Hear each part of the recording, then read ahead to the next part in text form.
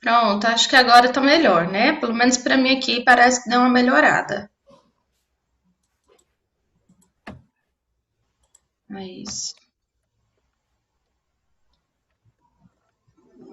Esperar todo mundo se conectar.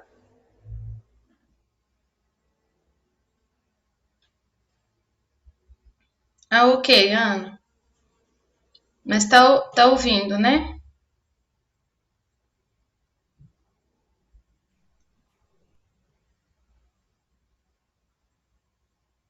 Então vamos lá.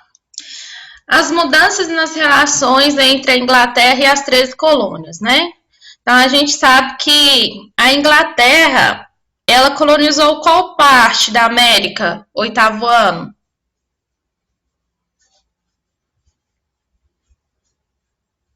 Pergunta. Hein?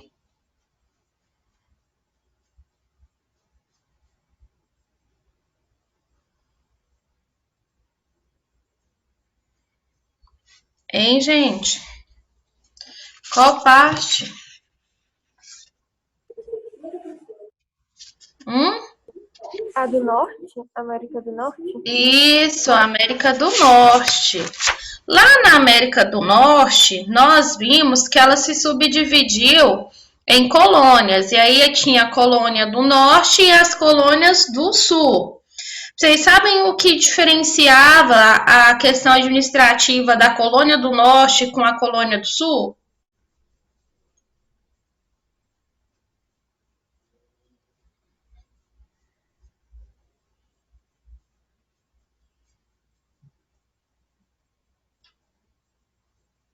Vão lá na página 4, vê se vocês marcaram que eu passei na aula da semana retrasada. A colônia do Norte, ela tinha uma administração, né? E a colônia do Sul tinha outra.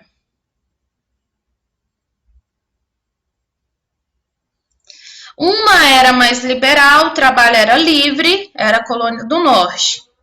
Colônia do Sul já tinha um trabalho mais escravizado, principalmente pela mão de obra africana, tá? Então, a metrópole na colônia do Sul, nas colônias do Sul, ela tinha o maior controle de todas as regiões do Sul e garantia com isso o pagamento de todos os impostos, né, e todo o controle das exportações que eram feitas. Enquanto que a colônia do Norte, a mão de obra ela era livre, né? Então, ela foi vista sempre com os colonos nela eram sempre vistos com os bons olhos, porque tratavam bem todos os trabalhadores da colônia, tá? E ela tinha mais autonomia nas tomadas de decisão. Então, aqui a gente vai entrar em alguns conflitos que teve da Inglaterra em relação às colônias. A Inglaterra, então, ela se organizou em 13 colônias, em que uma parte era considerada colônias do Norte e outra parte colônias do Sul. Tudo isso no continente americano, mas América do Norte, tá? Acompanhe comigo na página 7, vai falar então da participação da Inglaterra, né? E sua parte significativa em relação às guerras que ocorreram no século XVIII, tá bom? Tudo isso aí teve como resultado aumento de despesas militares, porque os gastos em uma guerra não são gastos baratos, né? São gastos altos. E aí tem a primeira guerra, que é a Guerra dos 7 Anos, que foi entre o período de 1756 e o período de 1763. Isso aí, o que foi essa guerra? Foi uma disputa territorial, tá? Entre a Inglaterra e a França. E essa guerra toda, o que ela tinha por objetivo, né? Ela tinha, então, objetivo, um reflexo de luta por poder entre esses dois estados, Inglaterra e França. E ela necessitava da união, né, das colônias contra os invasores franceses. Então, o que a Inglaterra queria fazer? Como ela vivia um conflito que durou por 7 anos contra a França, ela necessitava que as suas colônias, então, se unissem, tanto a do norte como a do sul, para impedir que a França invadisse invadisse sua colônia. E aí, gente, isso contribuiu para uma coisa, né? Criação de um sentimento de unidade, de união entre eles, tudo isso para combater um inimigo em comum, que no caso eram os franceses, tá bom? E aí, ó, a gente tem em 1763, marca esse parágrafo do livro de vocês, o segundo parágrafo da página 7. Nós vamos ter aí um tratado que foi assinado, né, com a derrota francesa. Então, foi feito um tratado entre eles, e esse tratado determinou, então, a entrega dos territórios do Caribe, do Canadá e da região da Flórida para os ingleses. Até então, os franceses tinham dominado esta parte, porém, no tratado assinado entre eles, que é o tratado chamado de Paris, os franceses tiveram que devolver para a Inglaterra esses territórios aí, tá? E aqui tem no mapa a imagenzinha, né, disso, tá bom? Do domínio francês e uma parte do domínio inglês. E aí, ó, para cobrir esses gastos, a Inglaterra, ela promoveu, então, um constante aumento de tributos, aumento de impostos, porque para pagar gasto precisa entrar dinheiro, para cobrir gastos precisa que dinheiro entre. Então, a Inglaterra ela acaba por aumentar os tributos para as colônias. E aí ela tem uns conflitos dentro das próprias colônias que nós vamos ver agorinha, tá? Então, a gente vê aqui, ó, que tem as despesas, né, por causa das manutenções militares, porque também comandar um exército e manter um exército não é nada barato.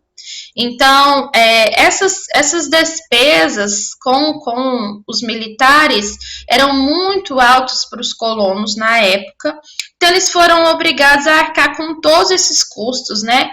E isso gerou neles uma grande satisfação.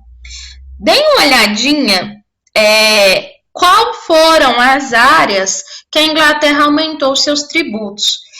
Eu vou precisar de 4 participantes. A gente tem aqui online 4, né? Com a Ana Laura que tá online, mas não vai poder assistir porque tá no dentista. Então, vamos lá. Luísa, lê pra gente. Lei do Açúcar, que foi no ano de 1764.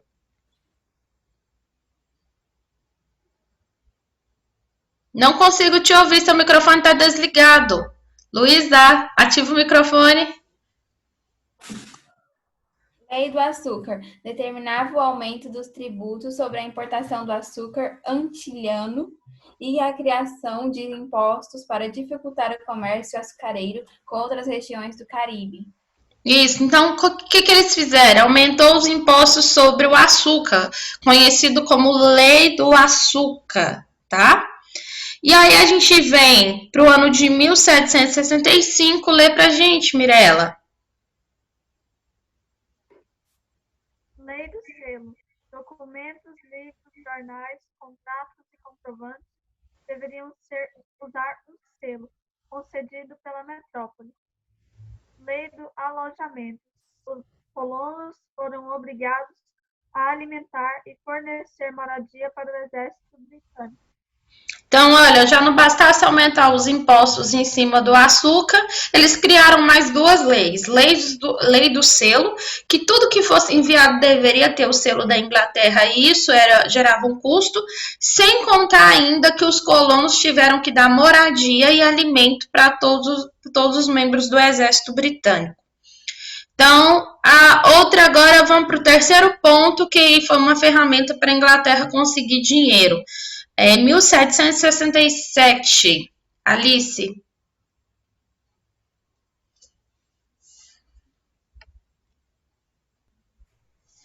Taxa de chá, papel, corante e outros produtos. O objetivo era o controle do contrabando e do comércio entre as colônias.